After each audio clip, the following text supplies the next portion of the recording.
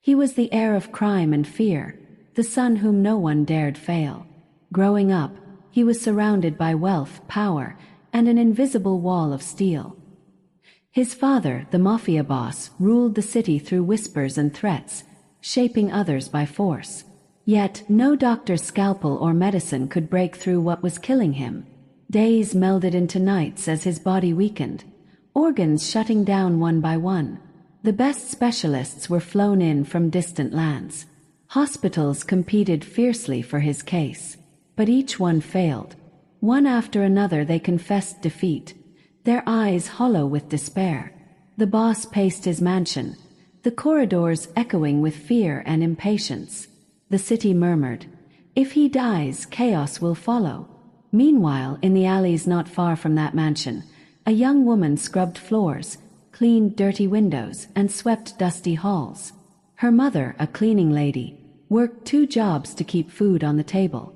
Their home was modest, their lives quiet, and their world invisible to those in power. She had no title, no promise of greatness, but she had faith, and a subtle, unspoken strength.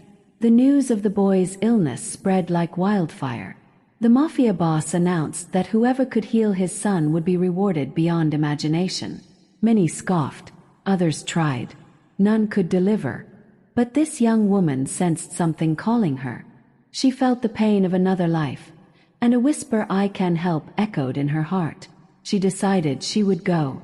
She arrived at the gates of the mansion, ragged but determined. Guards instantly challenged her, dismissing her as worthless. She carried nothing but a satchel and hope. They laughed at a cleaning lady's daughter demanding entry. But she was not deterred. She pushed through, speaking with clarity and conviction. The boss himself, shrouded in darkness, had to hear her. Inside, the mansion felt like a cage. Everywhere the weight of death pressed heavy. The boy lay unmoving, monitored by machines. The air tasted of fear and regrets. Doctors hovered, exhausted. The boss watched from shadows, his wrath and desperation mingling. She bent over the boy, closed her eyes, whispered prayers. She touched his skin gently. In her silence, something divine stirred. A warmth, a pulse, a breath. Not from wires or drugs, but from life itself. The boy's fingers twitched. The monitors stuttered. Doctors gasped. She opened her eyes. She leaned closer and spoke to him. Words neither they nor the world understood, but her voice carried truth. Slowly, his heart found strength. Color returned to his face. Limbs moved. The room held its breath, then exhaled. The boss sprang forward, furious then hopeful. "How?" he demanded. The doctors stared in disbelief. She looked at them all, not with pride but with compassion. Shock rippled. The doctors questioned their own instruments, their own training. The boss, torn between suspicion and gratitude, studied her.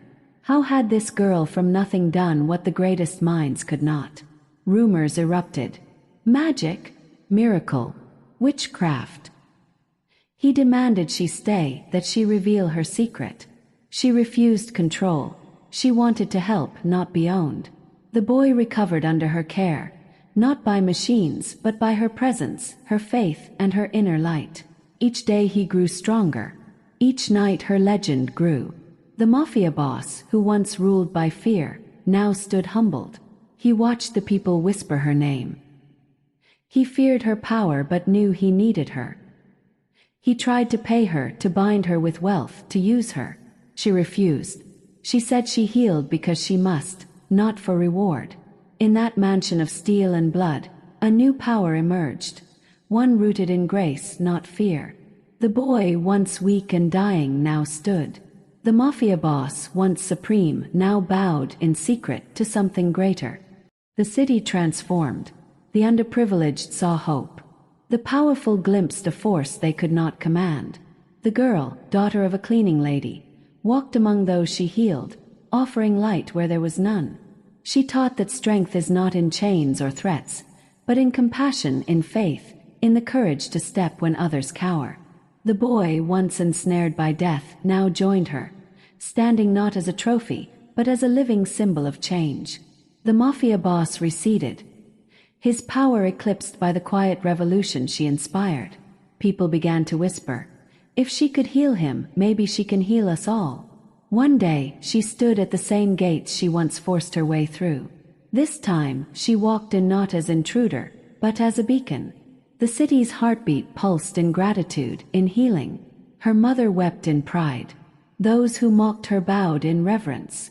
And somewhere, in the shadows of that mansion, the Mafia boss no longer ruled with iron. He watched transformed. Fear gave way to respect, not through muscles but through the miracle she wrought. She proved that power doesn't always roar. It sometimes whispers, touches, heals. And in her story we find a spark.